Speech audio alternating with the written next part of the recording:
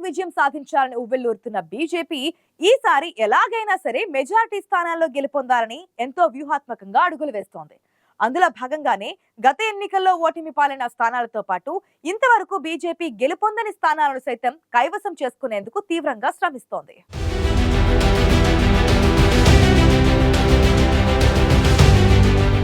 గత లోక్సభ ఎన్నికల్లో ఓడిన స్థానాలపై ప్రత్యేక దృష్టి పెట్టిన బీజేపీ పదునైన వ్యూహాలతో ముందుకెళ్తుందా? గతంలో గెలుపొందని స్థానాల్లో విజయం సాధించేందుకు బీజేపీ ప్రత్యేకంగా ఏం చేస్తోంది?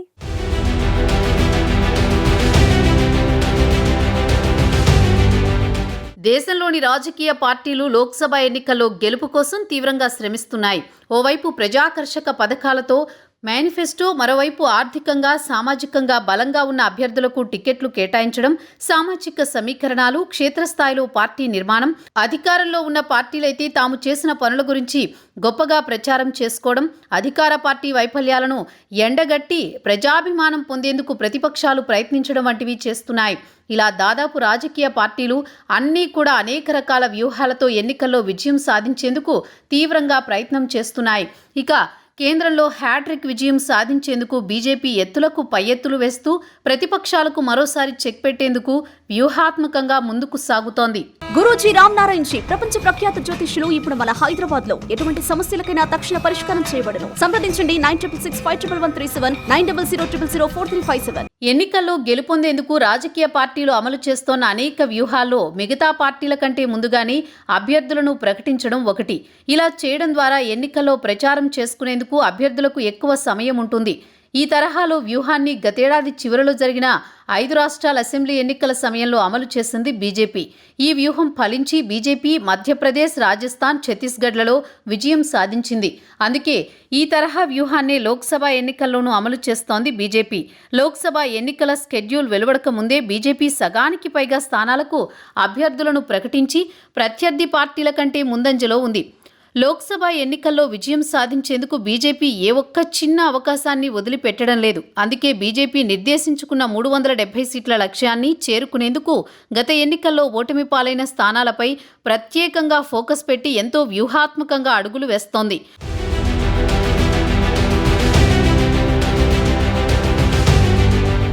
లోక్సభలో మొత్తం 543 స్థానాలు ఉన్నప్పటికీ గత ఎన్నికల్లో బీజేపీ 436 స్థానాల్లో మాత్రమే పోటీ చేసి మిగతా స్థానాల్లో మిత్రపక్షాలకు పోటీ చేసేందుకు అవకాశం కల్పించింది. బీజేపీ పోటీ చేసిన స్థానాల్లో 303 సీట్లను కైవసం చేసుకోగా 133 చోట్ల ఓటమి పాలైంది. 2014 సార్వత్రిక ఎన్నికల కంటే సొంతంగానే మరింత సంఖ్యాబలం పెరిగినప్పటికీ ఏపీ, తమిళనాడు, కేరళ వంటి కొన్ని రాష్ట్రాల్లో కనీసం ఒక్క సీటును కూడా గెలుచుకోలేకపోయింది బీజేపీ. ఇక కొన్ని చోట్ల కనీసం డిపాజిట్లు కూడా దక్కించుకోలేనంత ఘోర పరాజయం పాలైందంటే ఆశ్చర్యం లేదు. సాధారణంగా ఎన్నికల్లో పోటీ చేసే ఏ రాజకీయ పార్టీ అయినా విజయం సాధించాలని భావిస్తుంది. అందులో దేశవ్యాప్తంగా 300కు పైగా స్థానాలను కైవసం చేసుకున్న బీజేపీ మిగతా చోట్ల చిత్తుచిత్తుగా ఓడిపోవడంతో ఆ పార్టీ జీర్ణించుకోలేకపోయింది.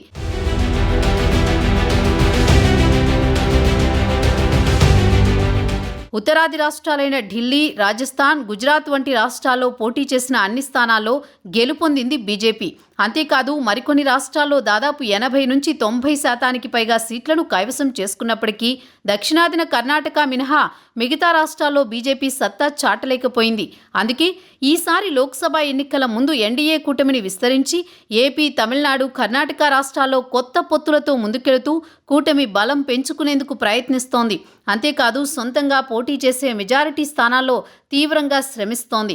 2019 ఎన్నికల్లో ఓటమి పాలైన 133 సీట్లలో ద్వితీయ స్థానంలో నిలిచి ఓటమి పాలైన 72 సీట్లను వేరు చేసింది.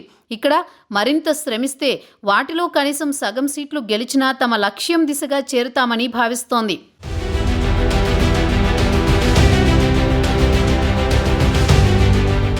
గత ఎన్నికల్లో బీజేపీ సెకండ్ ప్లేస్లో నిలిచి ఓటమి పాలైన 72 నియోజకవర్గాల్లో 37 చోట్ల ఆ పార్టీ చరిత్రలోని ఇంతవరకు ఒక్కసారి కూడా గెలుపొందలేదు. మిగతా 35 స్థానాల్లో గతంలో గెలుపొందిన సందర్భాలు ఉన్నాయి.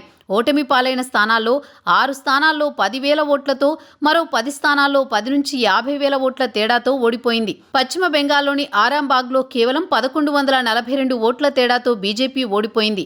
అండమాన్ నికోబార్ స్థానంలో 1407 ఓట్ల తేడాతో ఓడిపోగా ఉత్తరప్రదేశ్ శ్రావస్తిలో 5,320 ఓట్ల తేడాతో ఓటమి పాలైంది. ఇలా 10,000 లోపు ఓట్ల తేడాతో ఓడిపోయిన ఇతర స్థానాల్లో మాల్దా దక్షిణ్, దాద్రానగర్ హవేలీ, దక్షిణ గోవా స్థానాలు ఉన్నాయి.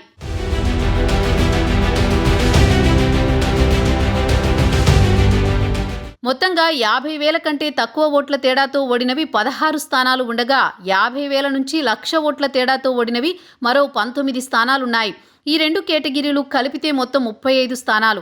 వీటితో పాటు 1,00,000 నుంచి 2,00,000 ఓట్ల తేడాతో ఓడిపోయిన మరో 22 స్థానాలపై కూడా ప్రత్యేక దృష్టి పెట్టి పనిచేయడం ద్వారా ఈసారి గెలుపొందడానికి అవకాశం ఉందని బీజేపీ అగ్రనాయకత్వం భావిస్తోంది. రాష్ట్రాల వారీగా బీజేపీ ద్వితీయ స్థానంలో నిలిచి ఓడిన వాటిలో అత్యధికంగా పశ్చిమ బెంగాల్ రాష్ట్రంలో 22 ఉండగా ఆ తరువాతి స్థానాల్లో ఉత్తరప్రదేశ్లో 15, ఒడిశాలో 11, తమిళనాడులో 5, తెలంగాణలో 3 నిలిచాయి. ఏది ఎలా ఉన్నా దేశవ్యాప్తంగా గతంలో ద్వితీయ స్థానంలో నిలిచి ఓడిన 72 స్థానాల్లో ఈసారి 67 చోట్ల బీజేపీ నేరుగా, మిగతా చోట్ల మిత్రపక్షాలు పోటీ చేస్తున్నాయి. వీటిలో వీలైనన్ని ఎక్కువ సీట్లు గెలిస్తే తాము ఇదివరకు గెలిచి ఈసారి ఓడిపోయే స్థానాలతో భర్తీ చేయవచ్చని, ఓవరాల్గా తాము అనుకున్న లక్ష్యం 370కు దగ్గరగా చేరుకోవచ్చని బీజేపీ అగ్రనాయకత్వం భావిస్తోంది. మరి బీజేపీ వ్యూహం బాగానే ఉన్నప్పటికీ అది ఏ మేరకు ఫలిస్తుందనేది చూడాలి.